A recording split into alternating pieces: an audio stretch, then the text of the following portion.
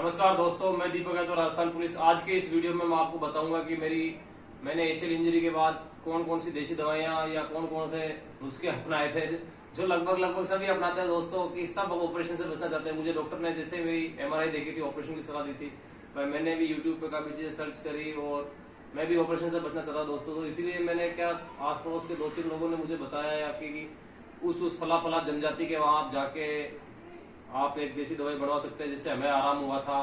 और उनको ये नहीं पता दोस्तों, उनकी लिगामेंट प्रॉब्लम थी, उनकी हड्डी की प्रॉब्लम थी। तो मैंने भी सोचा दोस्तों मरता क्या ना करता। तो उसी हिसाब से मैंने भी वहाँ कम से कम भीलवाड़ा से 30-40 किलोमीटर दूर एक गाँव था जिसके पास मैं उस जनजाति के पास गया और वहां से देसी दवाई बनवाने की कोशिश करी।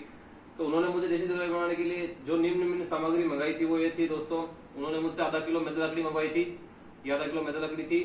उसके अलावा आधा किलो गुड़, आधा किलो हल्दी, आधा किलो घी और 100 ग्राम सौंठ। और दोस्तों ये थी एक उनकी जड़ी बूटी जो उनके बारे में उन्होंने मुझे नहीं बताया। काले काले रंग की उनकी एक जड़ी बूटी इसी टाइप की थी। ये मैं आपको डेमो के तौर पे बता रहा हूँ। तो उन्होंने सबसे पहले गुड़ लिया, गुड़ को भट्टी में डाल के भट्टी के ऊपर चढ़ाया और उसमें थोड़ा पानी डाल के ये जड़ी बूटी डाली। उसके बाद उसको उबाला काफी देर तक। उसके बाद उसे छानते हुए मैदा लकड़ी और हल्दी के पाउडर में मिक्स कर दिया। उसके बाद 100 ग्राम सौंठ का पाउडर उसके अंदर डाल दिया और उसके बाद उसमें आधा पाव घी डाल दिया। उस सबको मिला के एक पेस्ट सा बनाकर मुझे दिया कि इसे आपको डेली दिन में 2 बार खाना है, लगभग इतनी। वो चीजें मैंने खाई। उसके अलावा उन्होंने मुझे भेड़ का दूध, जैसे तो दोस्तों मैं वीडियो बनाने के लिए सिर्फ भेड़ का दूध लेके आया हूँ। ये भेड़ का दूध और मैदा लकड़ी दोनों को मिला के उसने मुझे घुटने के चारों तरफ मसाज करने के लिए कहा था, नी कैप को छोड़कर।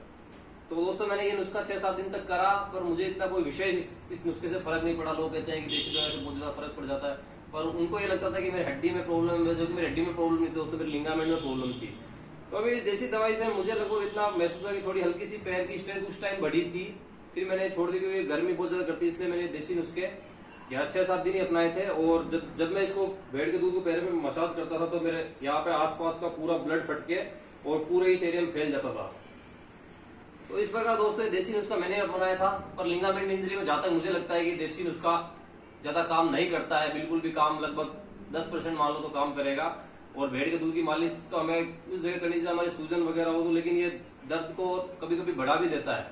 तो इसलिए मैं देसी नुस्खे की सलाह किसी को नहीं दूंगा, पर मैंने ये अपनाया था इसलिए मैं इसके बारे में आपको शेयर कर रहा हूँ। नमस्कार दोस्तों।